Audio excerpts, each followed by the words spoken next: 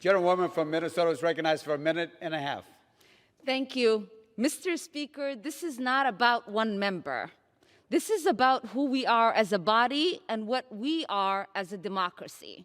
This is about whether it is acceptable to cheer on and encourage an insurrection against our basic democratic process. This is about whether it is okay to demand members swear in on a Bible of a religion they do not practice. This is about whether it is okay to hold an assault rifle next to members' heads in a campaign ad and incite death threats against them. This is about whether it is okay to encourage the murder of the Speaker of the House.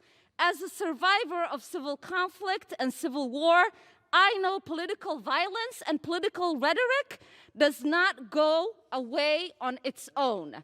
This is about whether or not we will continue to be a peaceful and functioning democracy. Thank you, and I yield back. Thank you. Madam Speaker, my Democrat colleagues, Republican colleagues, my district back home in Georgia 14, to the American people, to my mom and dad, and my husband and my children. I've been here for 1 month and a day, and I've gotten to know part of my conference, my Republican colleagues, but not even all of them yet. I haven't gotten to know any of my Democrat colleagues, and I haven't had to have any conversations with any of you to tell you who I am and what I'm about. You only know me by how Media Matters, CNN, MSNBC, and the rest of the mainstream media is portraying me. What you don't know about me is that I'm a very proud wife of almost 25 years, that I'm a mother of 3 children, and I consider being a mother the greatest blessing of my life and the greatest thing that I'll ever achieve. I'm proudly the first person to graduate college in my family, making my parents very happy and proud. I'm also a very successful business owner. We've grown our company from 1 state to 11 states. I'm a very hard worker. I've always paid my taxes. I've never been arrested. I've never done drugs, but I've gotten a few speeding tickets in my day. What you need to know about me is I'm a very regular American, just like the people I represent in my district and most people across the country. I never ever considered to run for Congress or even get involved in politics. As a matter of fact, I wasn't a political person until I found a candidate that I really liked, and his name is Donald J. Trump when he ran for president.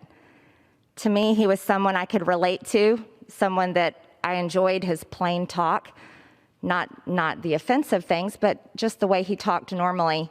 And I thought, finally, maybe this is someone that will do something about the things that deeply bother me, like the fact that we're so deeply in debt that our country has murdered over 62 million people in the womb, the fact that our borders are open and some of my friends have had their children murdered by illegal aliens, or perhaps that maybe we can stop sending our sons and daughters to fight in foreign wars and be used as the world's police, basically. Or maybe that our government would stand up for our American businesses and our American jobs and make the American people and the American taxpayers their focus. These are the things that I care about deeply. So when we elected President Trump, and then I started seeing things in the news that didn't make sense to me, like Russian collusion, which are conspiracy theories also, and have been proven so. These things bothered me deeply, and I realized just watching CNN or Fox News, I may not find the truth. And so what I did is I started looking up things on the internet, asking questions like most people do every day. Use Google. And I stumbled across something, and this was at the end of 2017, called QAnon. Well, these posts were mainly about this Russian collusion information. A lot of it was some of what I would see on the news at night, and I got very interested in it. So I posted about it on Facebook, I read about it, I talked about it, I asked questions about it, and then more information came from it. But you see, here's the problem. Throughout 2018, because I was upset about things and didn't trust the government really, because the people here weren't doing the things that I thought they should be doing for us, the things that I just told you I cared about. And I want you to know, a lot of Americans don't trust our government, and that's sad. The problem with that is, though, is I was allowed to believe things that weren't true, and I would ask questions about them and talk about them. And that is absolutely what I regret. Because if it weren't for the Facebook post and comments that I liked in 2018, I wouldn't be standing here today, and you couldn't point a finger and accuse me of anything wrong, because I've lived a very good life that I'm proud of, my family's proud of, my husband's proud of, my children are proud of, and that's what my district elected me for. So later in 2018, when I started finding misinformation, lies, things that were not true in these QAnon posts, I stopped believing it. And I want to tell you, any source, and I say this to everyone, any source of information that is a mix of truth and a mix of lies is dangerous, no matter what it is saying, what party it is helping, anything or any country it's about. It's dangerous. And these are the things that happen on the left and the right. And it is a true problem in our country. So I walked away from those things, and I decided I'm going to do what I've done all my life. I'm going to work hard and try to solve the problems that I'm upset about. So I started getting involved in politics. You see, school shootings are absolutely real. And every child that is lost, those families mourn it. I understand how terrible it is, because when I was 16 years old in 11th grade, my school was a gun-free school zone, and one of my schoolmates brought guns to school and took our entire school hostage.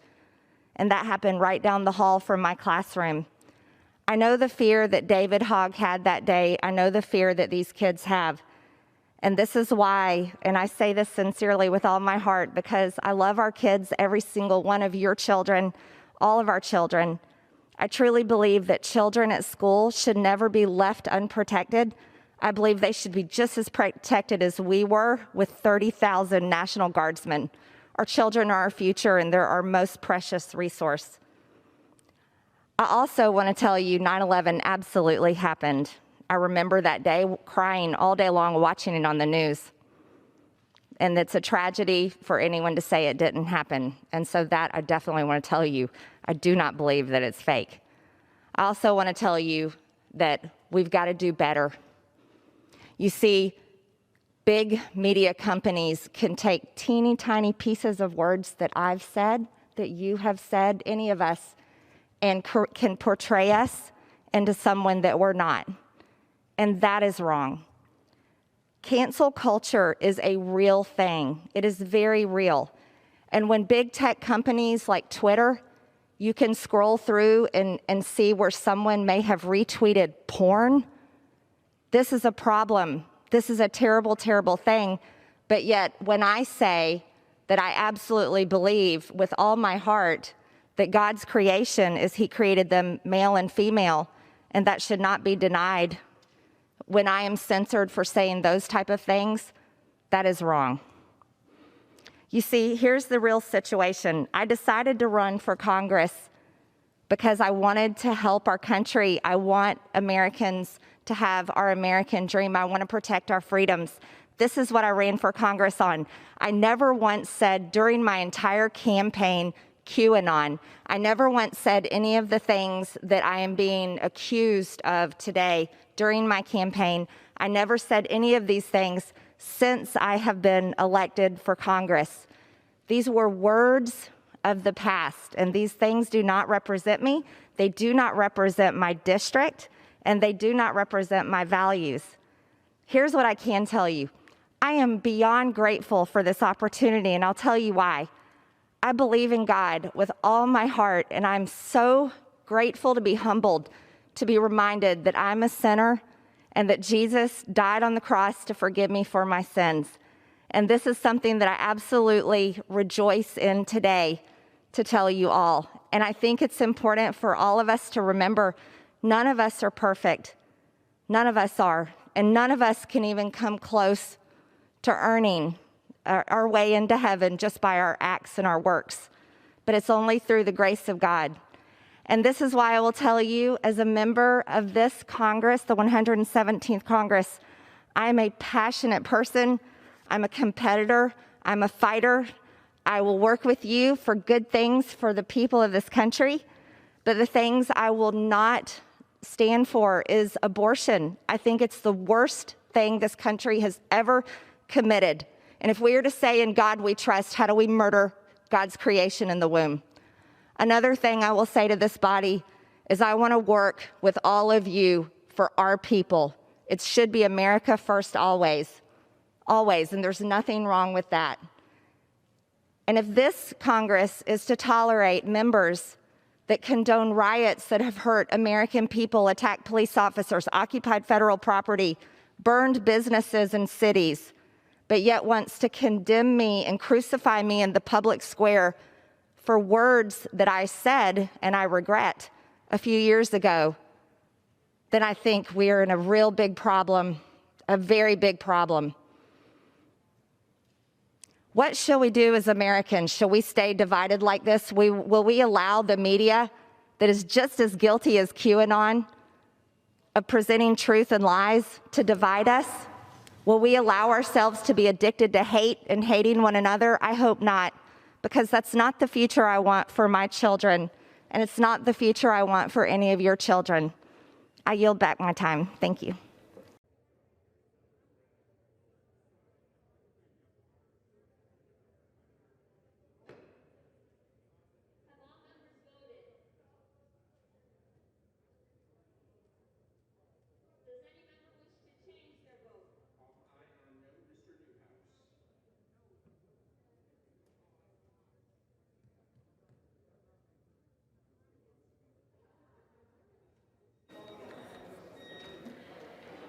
On this vote, the yeas are 230 and the nays are 199. The resolution is adopted.